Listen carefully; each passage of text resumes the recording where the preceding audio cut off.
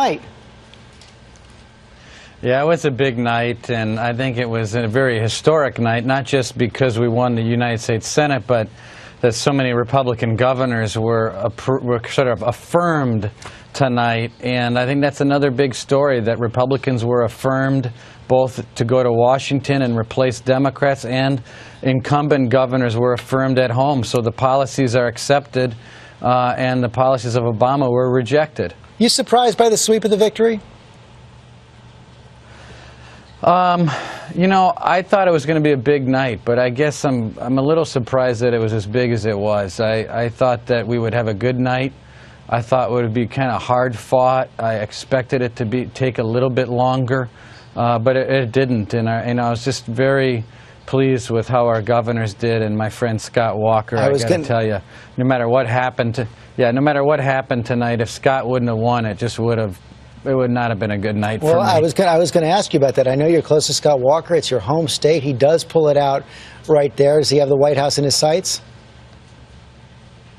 Yeah, I don't know. I'm sure he's going to look at it, and he'd be, crazy not to at least look. I think anyone in that position thinks about things like that. But I think Scott's very much committed to being governor of Wisconsin, and we'll just wait and see what God has in store for him and other people out there looking at it. You're going to be one of the people called upon to perhaps mediate in this intra-party squabble among Republicans about how to handle the Senate, how to handle President Obama in these final 2 years, whether to look for areas of cooperation, whether to be confrontational. What's your advice?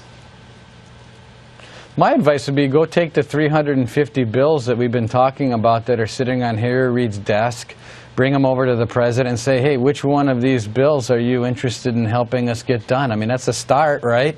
One of them is the Keystone Pipeline. Many of them are things that Republicans and Democrats have supported in the House. So, most of these things are not controversial, but I think that would really help our economy and people getting back to work. So that's one place to start. And the second thing, George, is that, go ahead, sorry. No, you go ahead. Keep going.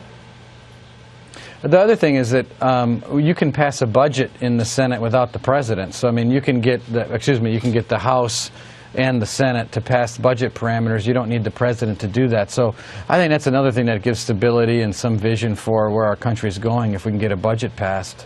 You're also going to have to start to herd a huge field of potential presidential candidates in 2016. I think one of the things we're all going to be looking at over the coming days is how different this electorate tonight was from a potential presidential electorate. Does that concern you? No, I think we've come a long way in the last 2 years of getting our hands around our primary system, which I think is a total disaster. And I've said that, I'm not pulling any punches. I think a 6-month slice and dice festival in our party is a joke. And we're shrinking that calendar down to about 60 to 70 days, so it's going to be quick. And I'm trying to get a good handle on our debates and how we operate in our debate system, and make sure that obviously media outlets have a say in how things are done, but also that our candidates have a say as well. So, striking that balance is important, because we just can't have another circus like we had in 2012.